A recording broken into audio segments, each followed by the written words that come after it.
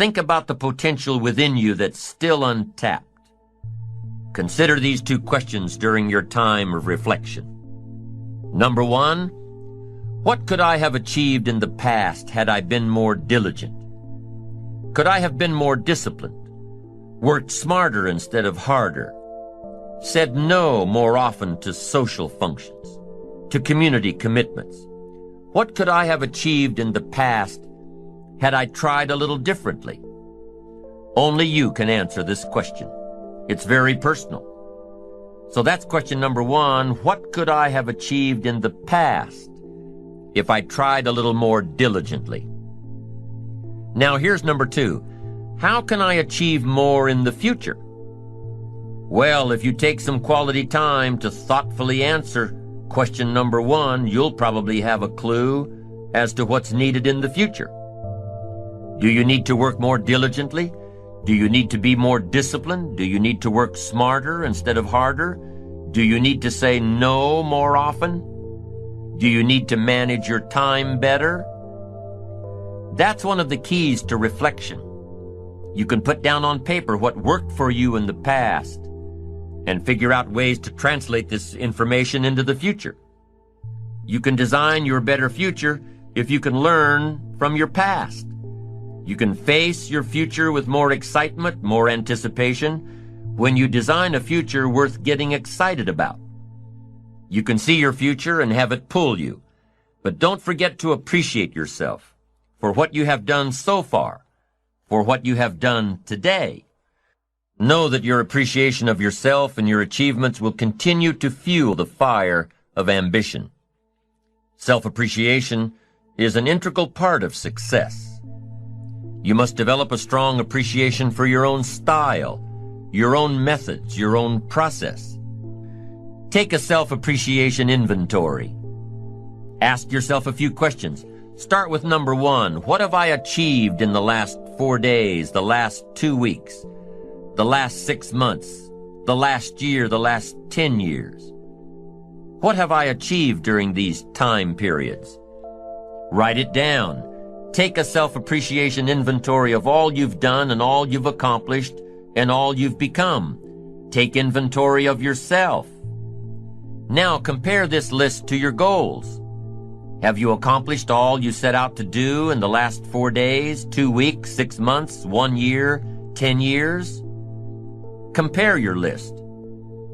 Maybe you've been so busy trying to reach your goals that you haven't taken the time to sit back and reflect on where you've really been.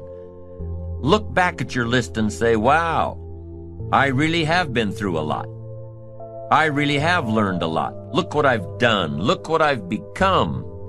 I wasn't like this 10 years ago or even 1 year ago. Look at me. I'm doing okay. Building your ambition takes little steps. 1 step at a time, 1 day at a time, 1 week at a time. And it's like taking your family to a reunion where people haven't seen your kids for 6 months or even a year. They say, my, look how you've grown. Well, you know your kids have grown, but when you see them every day, it's hard to notice.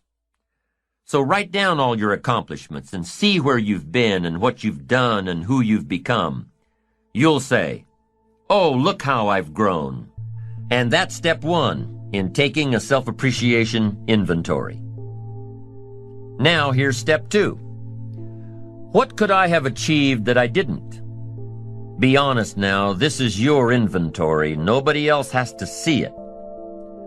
What could you have achieved over the last week, the last month, the last quarter, the last year?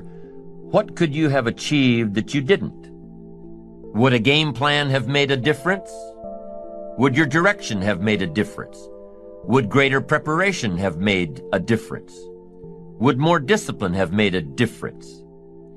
In how you changed your habits, changed your life? Would time management have made a difference? Major time over minor time? Ask yourself, what could I have achieved that I didn't? Now take this one step further with number three. What do I want to achieve in the next 4 days, the next 2 weeks, the next 6 months, over the next year, over the next 10 years? What do I want to achieve? Well, all this falls in line with your goals.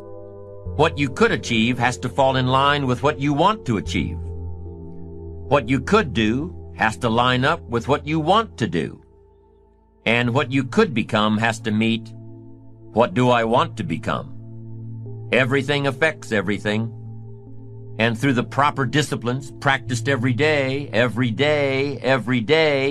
through the proper disciplines, the what could I do has to match up with what do I want to do.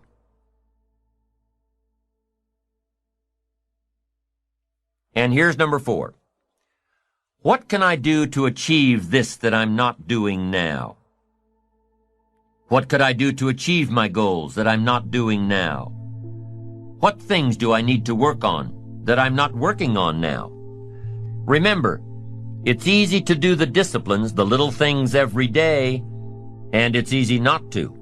It's easy not to. Look back at the list you made of your 3 most important work-related goals. Look back at your list of the 3 most important personal and spiritual goals. How are you doing with these? Are you making progress a little each day, Are you appreciative of the progress you've made so far? It's important that you take time out to acknowledge yourself, your achievements, what you've done so far, where you've come, who you've become.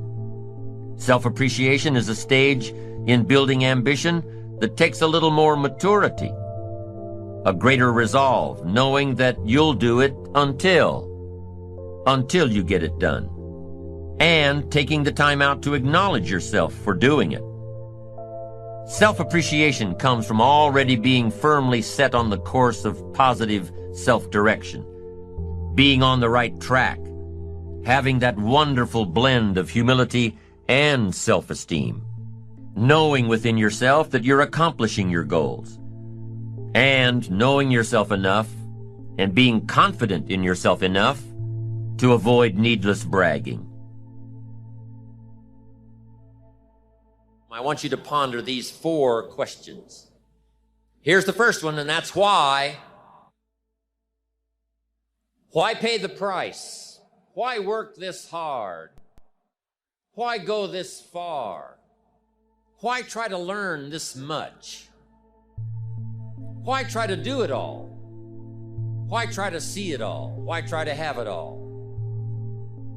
Why do it? Why learn it? Why study? Why put yourself out? Why try to take on this much responsibility? Why develop yourself to the full? Why try to become all that you can possibly become? Why try to earn as much as you can earn, share as much as you can share, develop every skill you possibly can, see every human you possibly can, go to every class you possibly can, touch everybody you possibly can? Why do that much? Why go that far? Why share that much? Why give that much away? Why try to see everything? Why try to do everything? Why try to become everything? That's a good question, why? And you're the only one personally that can answer that question for yourself. You've got to have your own list of whys. Work on your list of whys. One of the big thrusts for success is to come up with a strong enough why. If the why is powerful, the how is easy. But if the why isn't strong, if your goals aren't powerful, if the vision isn't clear, the old prophet said, without a vision we die, without a vision we perish, without a dream we're nothing. I'm asking you to sit down with your family and develop a dream strategy. I'm asking you to make a list of what you want. What kind of health do you want? What kind of skills do you want? What kind of income do you want? What kind of gifts do you wish to bestow? What kind of power would you like to have? What kind of influence would you like to have? I'm asking you to go home and work on the why. Spend some time as you fly over the clouds and over the ocean back to where you came from. I'm asking you to have a vision by the time you've reached home of why you want this kind of income, why you want this kind of recognition and these kinds of skills. I'm asking you to develop your own list of why. Now, here's number 2. The first question to ponder when you go home is why. Here's another good answer to why. It's the second question. Why not? Why not see how much you can earn? Why not see how much you can learn? Why not see how many skills you can develop? Why not see what kind of person you can become? Why not see what kind of influence you can have? Why not see how many people you can rescue from oblivion? Why not see how many people you can reach? I want you to establish some of your goals. I want you to give thoughtful consideration to your goals. And why not? If we've got good health for many, why not the rest? If it's happened for you, why not others? And why not you? I want you to take that personal. Why not? Why not? You've got to stay here till you go. I mean, what else are you gonna do? Why not see how much you can do, how far you can go? Now here's number 3. Why not you? I wish I could say that to each of you individually, but it would take a couple of lifetimes to sit down and talk with each of you individually. But I would rather do that. I'd love to spend a couple of days with each of you personally and pour out my heart, my soul, what's going on in my head, what's going on with me, see if we couldn't connect and find something valuable. But time doesn't permit for us to have those intimate conversations and get to know each other that well. So I've got to do it from up here. But I want you to take it personal. And my personal question to you is, why not you? You've got the brains. You can make decisions. You can study the plan. You can change your life. You can grow immensely in the next few years. You can make your dreams come true. You can build a financial wall around your family nothing can get through. You can become healthy. You can become powerful. Why not you? And now here's my last question. My very last question on the questions to ponder is, why not now?